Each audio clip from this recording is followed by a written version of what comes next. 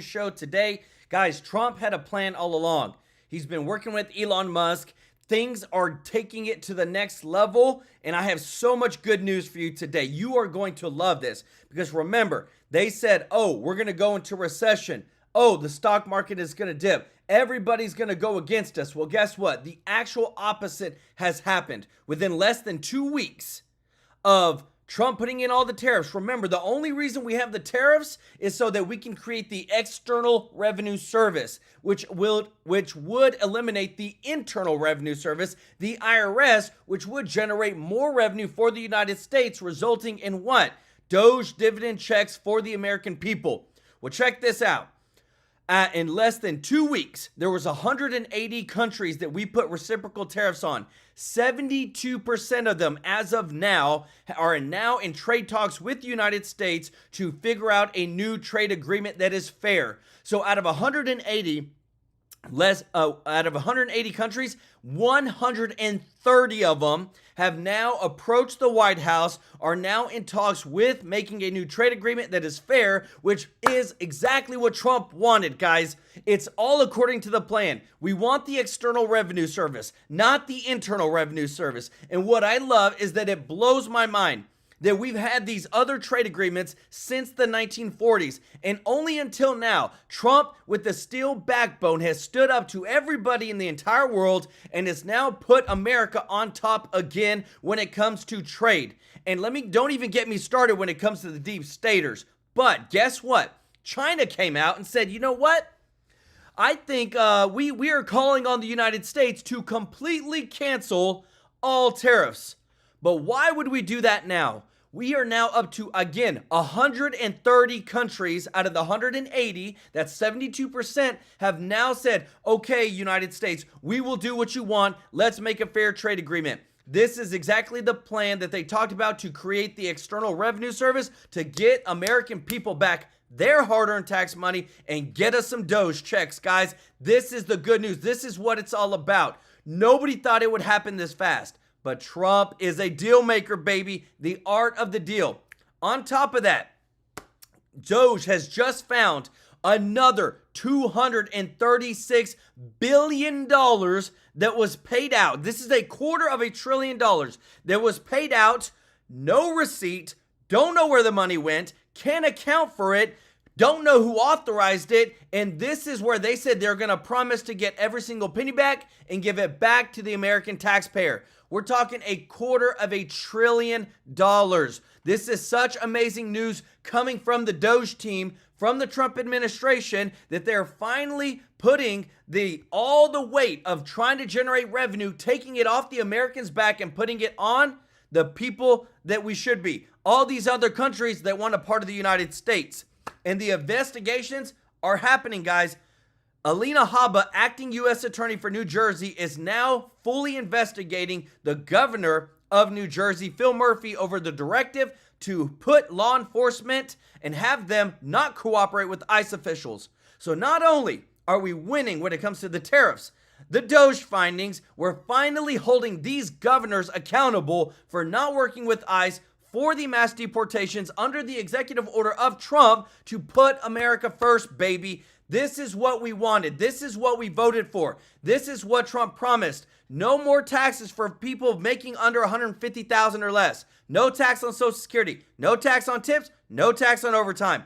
And those Doge $5,000 checks. This is where it's all coming from, and we are literally living in it. This is the reality.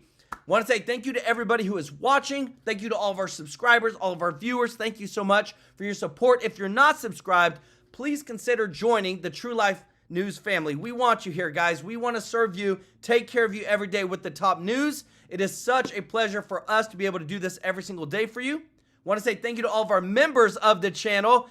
Guys, thank you so much for your continued support. Remember, on the 22nd of every month, we give back live on stream to local charities, and we've already given over 31,000 on channel, showing you that we are more than just a news channel. We give back. So please support us as we continue to grow our community. And want to say thank you so much to everybody that gives a super chat donation. Hugh Patkotik, hopefully I'm saying that right.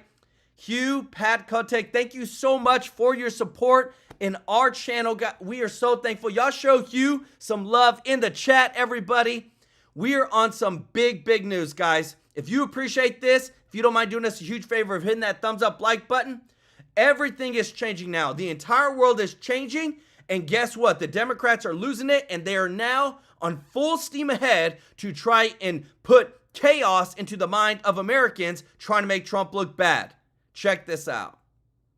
Democrats are still lost in the woods. Tim Walz thought his town halls would turn into joyous rallies, but they're more like a meeting of Democrats Anonymous.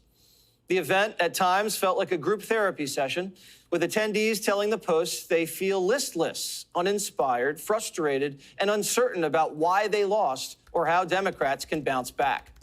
One Dem voter saying, "We're pretty confused, and it kind of sucks, because it's a point in time where we have to not be confused, and we have to have a uniting voice." Speaking of confusion, Kamala's back. She was an empty vessel on the trail, but for some reason, she thinks she can start a think tank. She and her husband are weighing each new opportunity with potential political blowback in mind. One possibility, establishing an institute for policy and ideas. Guys, let me know your thoughts in the comments. Put it in the chat. What do you think about all this? Because again, too, they're trying to prepare for 2028 to come back and do something with that election to take it all back, even though the majority of Americans don't want them. Let me know your thoughts in the comments. I cannot wait for the Kamala Harris Center of Strategic Institutional Thoughts and Idea Generation on the passage of time. And if she doesn't have enough thoughts to fill her think tank, she can always go back to politics. Sure, she crashed and burned in November, but Clyburn still thinks she can win. She is a tremendous talent. I think she ran a great campaign. I think she was ill-served in that campaign by people who should have listened to some of us who saw and felt things, listened to Bill Clinton when he told them what was going on, listened to yours truly. She was a great candidate. And I think she will make a great candidate in the future, whatever she decides to run for. Kamala's not just leaning on Clyburn to gas her up. She's digging through her Rolodex for advice. Out of public view, Ms. Harris has been busy meeting with longtime supporters at Hillcrest, the LA golf club where her husband's a member, hosting gatherings of donors at their home in Brentwood, and speaking by phone with trusted advisors. Her call list also includes Hillary Clinton and Joe Biden. Wow. Well, if Kamala's calling Joe and Hillary for any other reason by having a restraining order, her next campaign's dead in the water. But in Biden's defense, he learned how to kneecap a friend's campaign from his old buddy Barack back in 2016. Obama rubbed salt in Biden's wound when he dispatched his senior advisor, David Plouffe, to give him advice. Plouffe showed Biden data that forecast an uphill slog to the nomination. Then he said, "Mr. Vice President, you've had a great career. You've been such an asset to this administration, and we really love you. Do you really want it to end in a hotel room in Des Moines, coming in third to Bernie Sanders?" What? Oof. Kamala believes her political future is binary. She can either run for governor or run for president, but not both. But national Democrats want nothing to do with her. The 28 election will be a contest for the party's future in which she would be perceived as a figure of the past. Others say Democrats will not nominate another woman, fearing the country is too sexist for her to win. Well, the next election is still 4 years away, but the holdouts on the left are already calling the country sexist. If they want any chance to win, they had to get smart and listen to the experts. The turn is to win. No one gives a shit anymore in a Democratic Party what gender you are, what race you are, what ethnicity you are. They just want to win. We're not here to make history. We're here to make a win. I think that any time that the Democratic Party has any other motive other than victory, it screws us up. The Supreme Court ruled last night that a gangbanger, who Democrats describe only as a Maryland dad, has to come back after Trump deported him to El Salvador's mega prison. You cannot make this stuff up. Democrats spiked the football. Guys, the Supreme Court has ordered for the Trump administration to bring this guy back, despite them having, the Trump administration having records that he is a part of the Tren de Aragua gang. You cannot make this up, guys. Let me know your thoughts in the comments. This makes no sense. They didn't say Laken Riley's name. They didn't say any of the names of the Jocelyn, who was that happened. I don't even want to say it, guys. By two illegals that took her life. They won't ever say her name, but they're fighting like crazy to bring a gang member back to the United States. That's the opposition, the Democratic Party. Man, if you appreciate the truth, guys, if you don't mind hitting that thumbs up like button. We've got some big news at this hour. The Supreme Court has unanimously ruled against the Trump administration. The United States Supreme Court ruled that Donald Trump's deportation of Kilmar Armando Abrego Garcia was and is illegal. The United States still stands for what the United States stands for when we're talking about due process, even against people who've been accused of being gang members. You can't grab them off the street, throw them in a van, and fly them out of the country. This is the dumbest story I've ever heard. Trump deported an illegal alien gangbanger from El Salvador back to El Salvador. And the Supreme Court's saying he has to fly all the way back so we can deport him all over again in a different way? It's like when you bank in a 3 and your buddy says, you didn't call bank. I don't care. It went in. So the left celebrating a gangbanger coming back into the country while they call him a Maryland dad. The government said he's MS-13 and he's involved in human trafficking.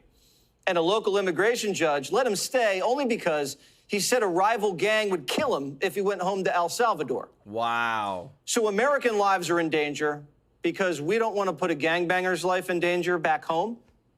You And can't how many make this Maryland stuff dads up. have bounties on their heads from Latin gangs? But Eric Holder says we gotta stand up for illegal alien gangbangers' rights. I want people to understand this. If you don't stand up and fight now, if you don't take a position now, it's going to be too late.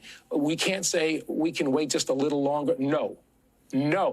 The time is now to stand up and do all that we can to fight this administration. But the resistance isn't going well. Democrats tried protesting deportation flights at airports, but only a couple people showed up. Turns out most Americans want to say adios to bad hombres. 83% of Americans support deporting violent criminals. 100%. But it seems like judges have more power than we do, the voters. An Obama judge just blocked Trump from deporting the Haitian migrants Biden flew here to Springfield, Ohio. Remember, these are the ones Trump accused of eating the dogs and eating the cats. Deporting criminals used to be common sense. Eating the ducks. We have to have tougher border security with more personnel and technology on the border. I think we got to have tough conditions. Tell people to come out of the shadows. If they've committed a crime, deport them. No questions asked. Wow. They're gone. If you took away the audio and you just had the words, everybody would have said, oh, that's Trump. That's Trump. Guys, that was the Democratic Party who's been hijacked by leftist progressives that are trying to fill an agenda that they can't win any more Democratic presidencies. So now they got to fly in people, give them emergency Social Security numbers and benefits in the hopes that they'll vote Democrat, which they overwhelmingly do, so that they can win an election. Changed when Biden took over. He said, come in, amigos, then gave a bunch of them Social Security numbers so they could take our jobs. Trump shredding their cards. A White House official is saying that these individuals are either they have an FBI record or they are on a terror watch list. This move, what it really does is financially starve these individuals. They don't have access to bank accounts. They don't have access to opening lines of credit. And as you said, makes it harder to work. And really, that is the goal for the administration. They are looking to essentially take away all financial incentives so that these individuals self-deport. You're going to hear a lot of whining about this and probably see a couple lawsuits. But the border czar isn't a panicking. Is that legal, taking away their Social Security numbers? Absolutely, because they're released in the United States illegally. The program was unlawfully used, and we'll make sure these people are removed from the country.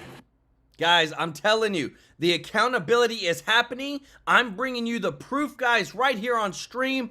We now have, check this out, Anthony Fauci has been criminally referred by private legal advocacy groups to the attorney generals in 7 U.S. states, urging investigations into him and other officials over alleged misconduct during the COVID-19 pandemic. Guys, this is what we wanted. This is what we voted for. There were people that pretty much ripped off America, screwed up a lot of things, and never were held accountable. And it's finally that we got the right people in the administration who are putting America first that are saying, you know what? They were right. They were right. We shouldn't have done that. And guess what? I got to show you the wins, guys, because right here from the leading report, this is the wins that beats everything.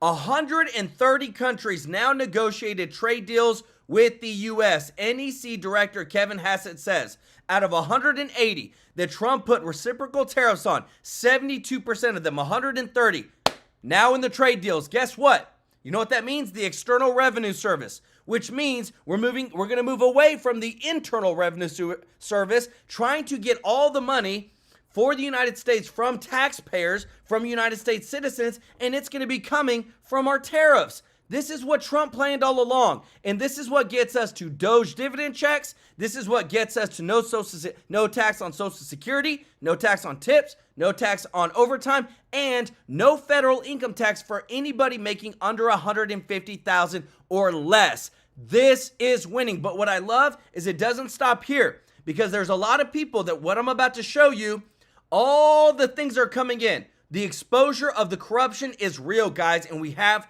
the receipts. Thank you so much, Mr. Norby, for the super chat. Let's go. Guys, y'all show Mr. Norby some love in the chat. Check this out. Yes, when they put out the other thing that people had seen before.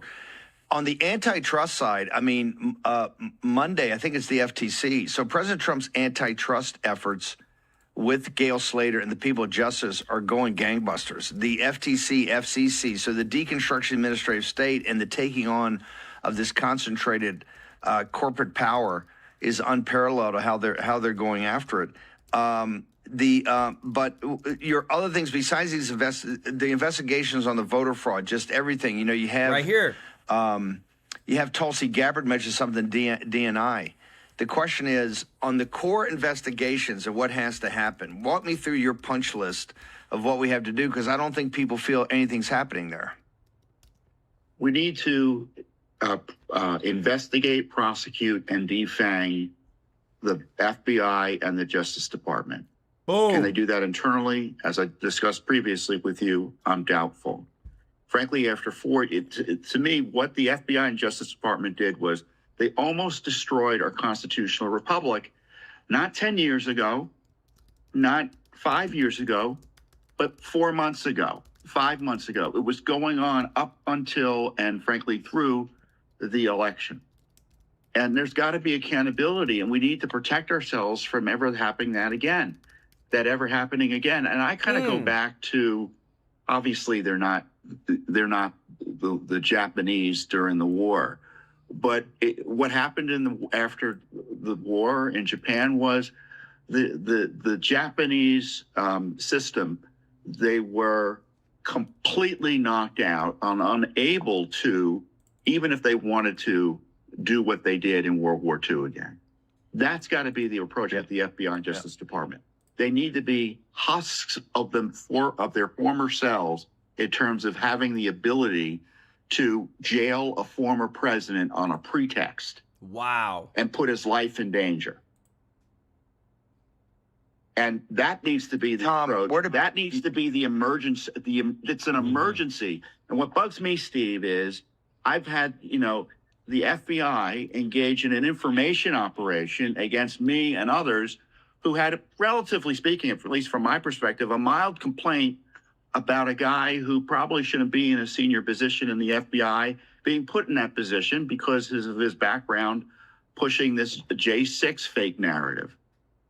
And they spent more time trying to undermine the point I was making there. And I heard pushback from all sorts of ways indirectly from the FBI than I perceive that they've done to investigate the issues I'm talking about. I wish they would spend as much energy at least providing public leadership on these issues. Maybe you do things privately. I don't know. That's to me just smoke and mirrors. But how about the public leadership on it? When's the last time we've heard anyone Once again, at the leadership of FBI or DOJ say anything about lawfare? Wow, that's good. Tom, you've called last week in the show for a special prosecutor to be, for the president to set it up in the White House and report directly to the office of the president in the president of the United States. Do you still stand by that? Are you still calling for that? Yes, and that prosecutor can be staffed by other federal law enforcement outside the FBI. He can use some expertise within the Justice Department, but it should be a all hands on deck approach from federal law enforcement and not the FBI and not the Justice Department, because they have to be the subject of these investigations. Yep. And, you know, there's this Washington way of saying, of course, you know, we'll just have a special counsel. No. The president has this prerogative exercised by other presidents to hire and fire prosecutors, and he should use it. That's what the Constitution, in my view, he has a positive obligation to get this done. And, you know, and you might like Pam Bondi, and she may be doing good work, and Kash Patel, he may be doing good work on a whole host of issues. But structurally, he needs to put in place something better than the FBI and the Justice Department to address the threat to the Republic. Steam files or other things. You got to pull the camera back. And I want you to repeat it. The FBI and the DOJ came that close, within a micromillimeter, of jailing President Trump. And not just me and Navarro. I'm talking about others, but jailing President Trump for 20 or 30 years for nothing, totally made up. This thing stinks to high heaven. And I 100%, and it's kind of sad you had to come back a week after you were on here the first time. We need immediately a special counsel designated by the president to report to the president as the chief magistrate and chief law enforcement officer. Heck, we're going to you're forcing it in the Supreme Court every day, being the chief, you know, the three powers of the unitary theory of the executive, or as the engine room keeps telling me, it's called Article 2, Steve. Okay, his Article 2 powers as chief executive, commander-in-chief, and the chief law enforcement officer of the United States, which every night on TV and MSNBC is the one that they fear the most, right? It's time now to follow what Tom Fitton said. And it's not that Tom Fitton just wandered in and is some donor to stroke a check and said, hey, I think this. Tom Fitton's been in these trenches for 15 plus years. If it was not for Tom Fitton, the Obama administration would have been 10 times more out of control than it was. Guys, this is getting out of control. Like right here, you're seeing this, guys. An Obama-appointed judge has now blocked the deportations of over 500,000 migrants. Guess where that is out of? The state of Massachusetts. I bring the receipts, guys. Because let me tell you this, the amount of fraud that is in Massachusetts is astronomical. Right here, I want to show you that there was, just from in the last 4 years, Dem states to blame for the most, almost nearly 400 million in unemployment fraud, dealing with illegals, dealing with them getting tens of millions of hundreds of millions of dollars. There was 3 states, California, New York, and Massachusetts. So when they account for the majority of fraud that's happening, when they're trying to keep illegals that are supposed to be deported, that Trump, look at this, that Trump's trying to get out so that we can have the money for our own citizens, and now these Obama-appointed judges are trying to block it, that's where things have to change. And that's where they're talking about all the stuff that they're working on. And right here, some of the biggest news ever, guys, is that we're now launching probes into these governors over trying to resist Trump's mass deportations. Even so far, and what I got to show you guys because I love it, they're trying to put out a message right now that everything Trump is doing, everything he's doing is called chaos. It's so script written, guys. Listen to this. We begin this hour with the chaos. The average American sees chaos. The American people see chaos. It's total chaos. You brought chaos. It's just complete chaos. Unleashed an economic chaos. They unleash chaos. They are creating chaos. This chaos. There's too much chaos. Total chaos. That amidst the chaos. You see that, guys? That's what they're trying to put and tie that word chaos to Trump's name. And I want to even show you even in Congress right now, how ridiculous they are going and how far they're going to try to fight for illegal non-citizens rather than our own Americans. Check this out. Police chief and says, hey, if you're gonna release this migrant who we know is here illegally, who's been accused of some crime, if you're gonna release him, give us a heads up.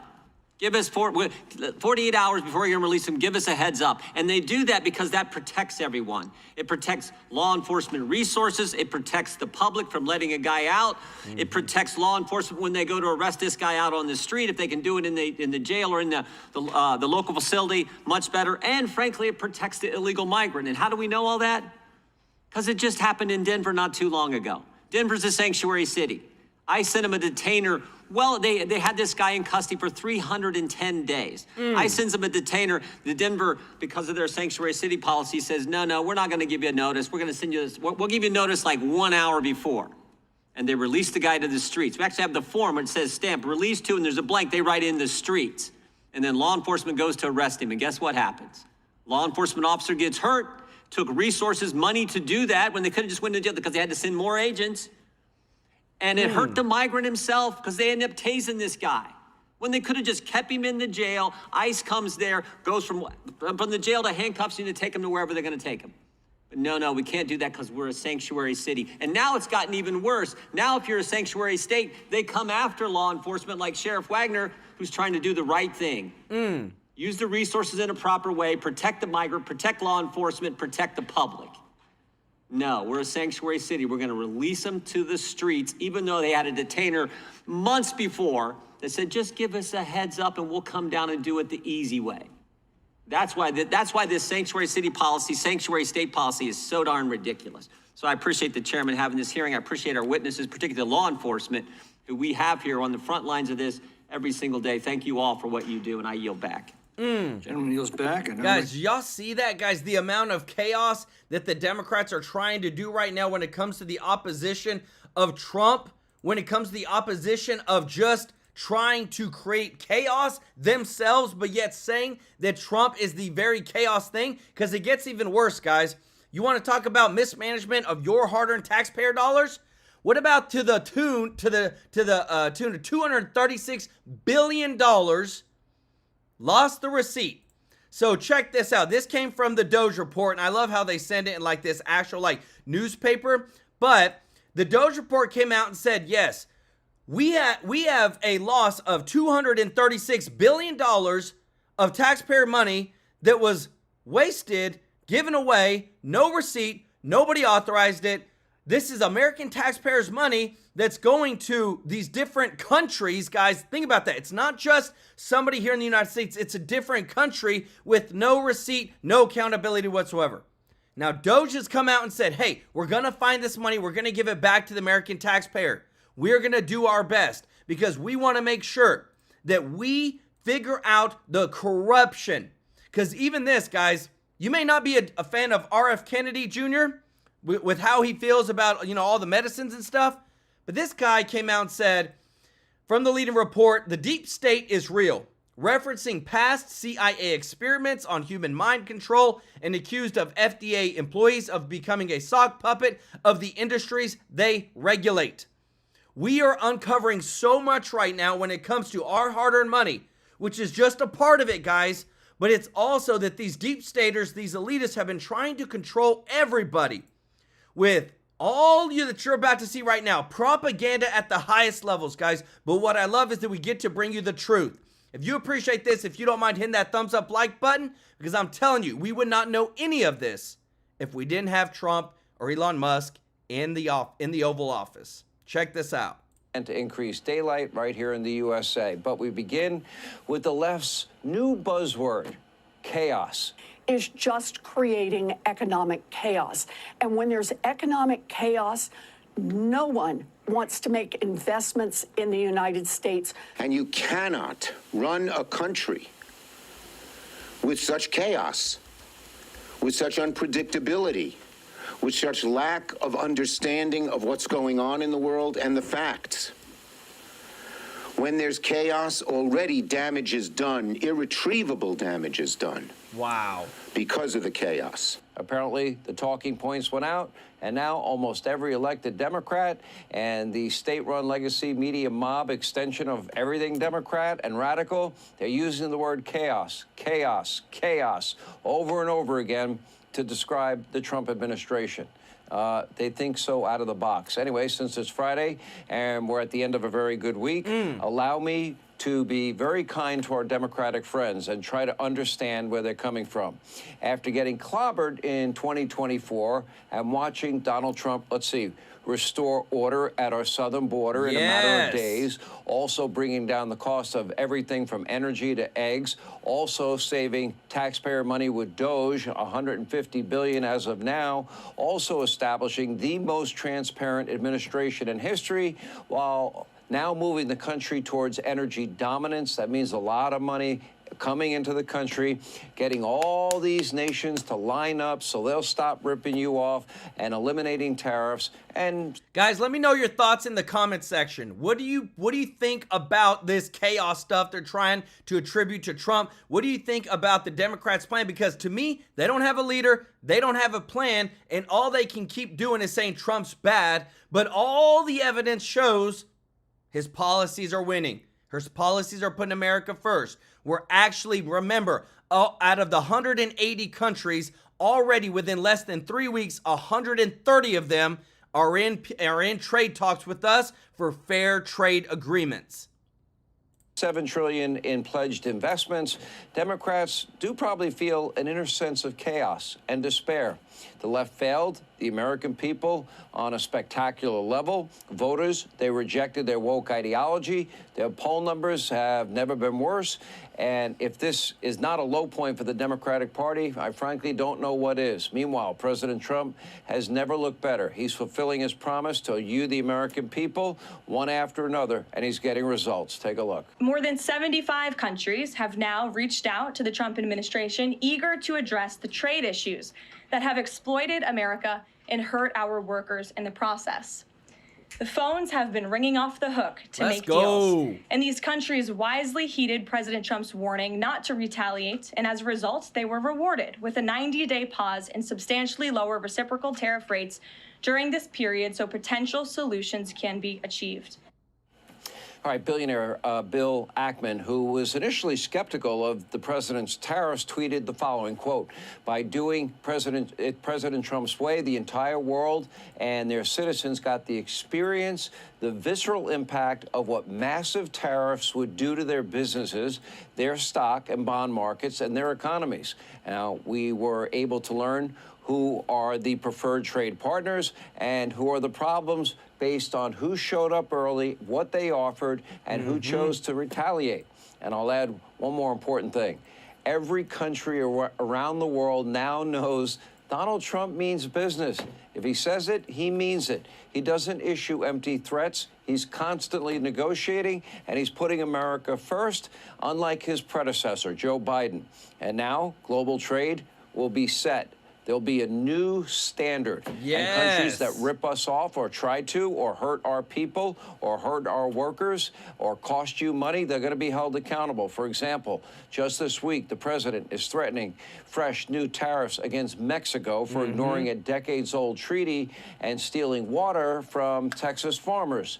Now, of course, President Trump's bold style of diplomacy, well, doesn't just impact trade. On Saturday, Iran will participate in fresh nuclear talks, direct talks with the U.S. on Donald Trump's terms. Pretty wise move considering the amount of B-2 stealth bombers that are now parked at Diego Garcia within striking distance of Iran, and by the way, also armed with bunker buster bombs. You think an accident? I don't think so. Meanwhile, President Trump's special envoy, Steve Witkoff, he traveled to Russia today for a meeting with Vladimir Putin, while the president now continues to apply pressure. Quote, Russia has to get moving. Too many people are dying, thousands a week, in a terrible, senseless war. Putin should take note. President Trump is now committed to peace in Europe, but he will make life a living hell for Russia's ruling class if Putin refuses to make a deal. Now, Russia's BFF, China, they are already feeling the heat. After steep new tariffs, compliments of President Trump, China's currency is sliding. Now at an 18-year low, its already fragile economy is now hanging by a thread, and Donald Trump has so many more economic tools at his disposal. Kevin O'Leary now encouraging the president to give China a taste of their own medicine. Take a look. There's billions of dollars trading this morning that I think Chinese companies that are not compliant, they're going to get delisted. I think this new sheriff at the SEC isn't going to mess around. And I think this is important to continue the pressure on China to come to the table. Delist these companies, make them be compliant like I am, and I speak on behalf of every American investor. Enough is enough. And I don't know why this is going on. I'm only asking the new chair, uphold the law. Just uphold the law. Yeah, great point. And despite all the malignant behavior from the CCP, they still have two choices. They can start being a good trading partner, free and fair trade, or reciprocal tariffs. It's their choice. They can come to the table, or they will experience economic suffering on a huge scale. China does not have any cards to play here. They need access to American markets. And once again, President Trump, he has the leverage. He knew it from the beginning. He's not afraid to use it. Anyway, here now with reaction. Guys, let me tell you this. Whenever we move, the whole world is moving with us.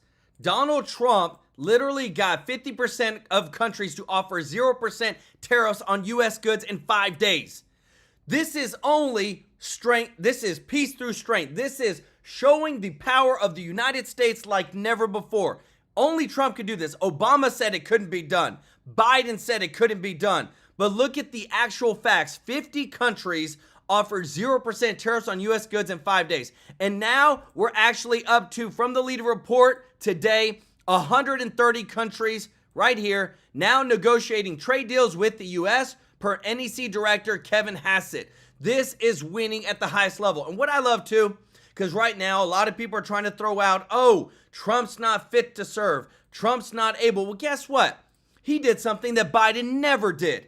This is his actual report from the White House physician over all of his stats, over everything. Check this out.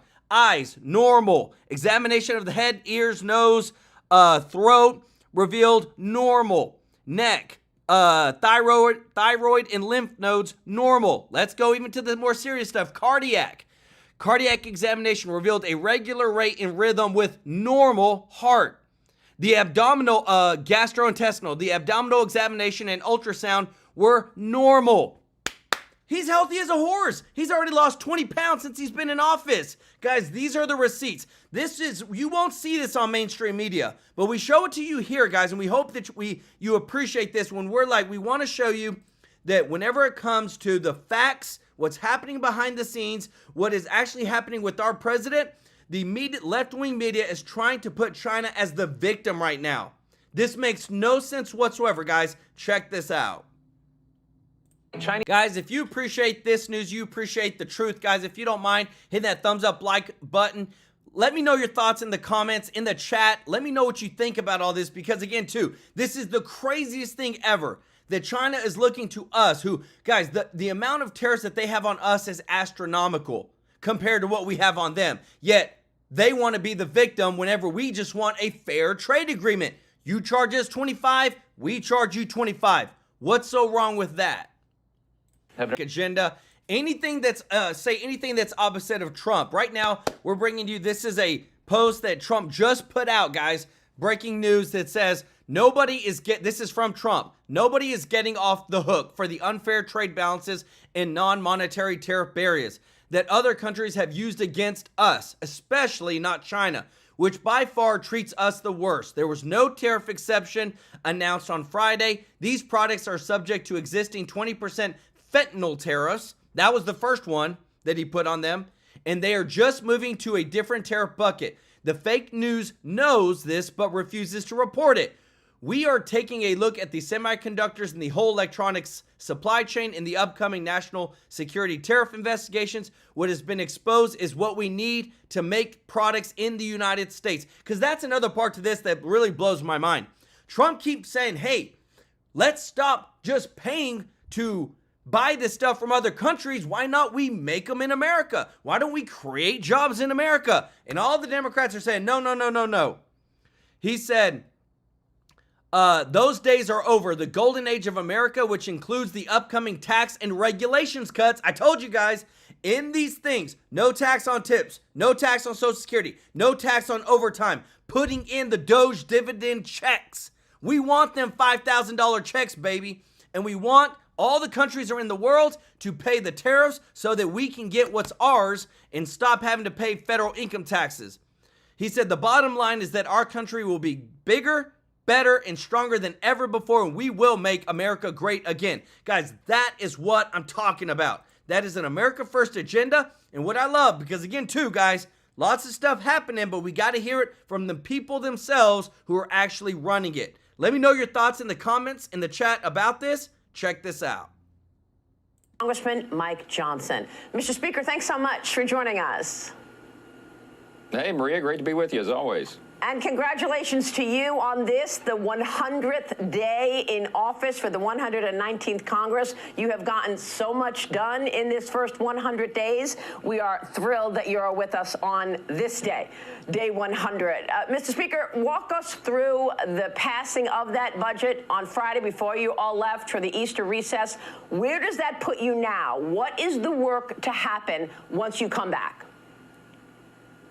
Well, thanks so much. It was a big milestone. We've had a number of those. As you noted, this is our 100th day of the 119th Congress, and we've been very busy delivering on the promises we made to the American people to help President Trump make America stronger and safer and more prosperous again.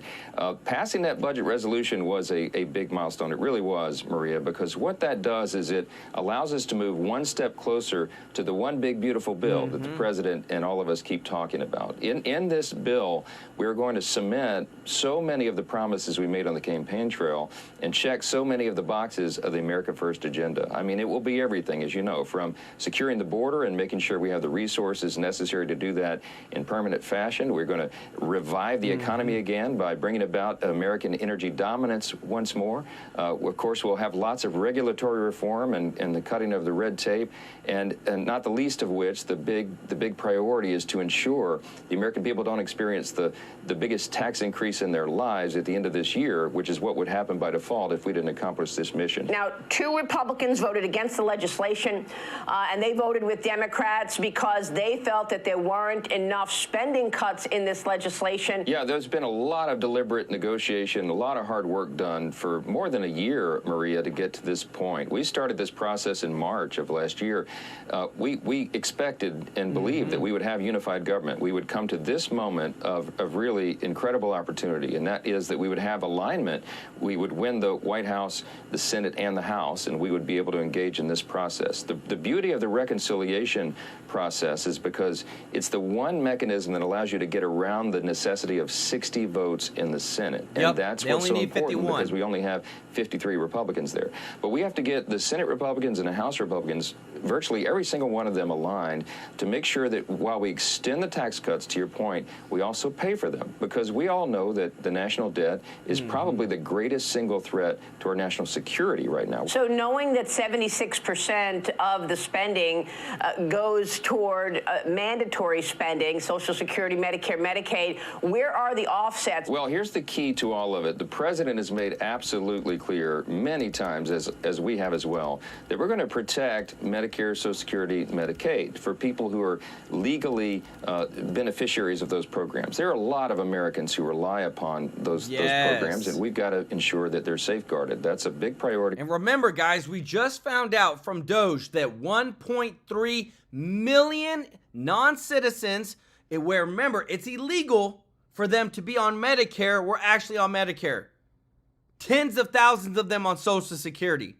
Many, many more receiving all these benefits that are for citizens of the United States, which they are not, but yet they were receiving it because the Democrats handed them an emergency Social Security number. And we just got some breaking news I'm going to show you in just a moment, guys, because the amount of non-citizens that have been voting and are on registered voting polls in swing states, up to 50,000 now, that have been removed from one state because of a lawsuit. and the Democrats said that it didn't exist. Guys, we are finally exposing the truth. If you appreciate this, if you don't mind hitting that thumbs up like button, letting us know what do you think about this in the chats, in the comments. The White House and the Republicans in Congress. At the same time, we have to root out fraud, waste, and abuse. We have to eliminate people on, for example, on Medicaid who are not actually eligible to be there. Able-bodied workers, for example, young men who should never be on the program at all. When you have people on the program that are draining the resources, it takes it away from the people that are actually needing it the most and are intended to receive it. You're talking about young single mothers, down on their fortunes at a moment. The people with real disabilities, the elderly. And we've got to protect and preserve that program, so we're going to preserve the integrity of it in this process. We have lots of categories of areas where the government is too large, it does too many things, and the Doge efforts and others have highlighted that for the American people. So in this process, you're going to see in 11 different committees of jurisdiction across the House, members working hand in hand with their sleeves rolled up, working to carve out those inefficiencies. We're going to make government work better for the people in this legislation, in addition to checking all those boxes I mentioned earlier. So it could be the most consequential piece of legislation that Congress has dealt with in many decades, and arguably one of the most in all of its history.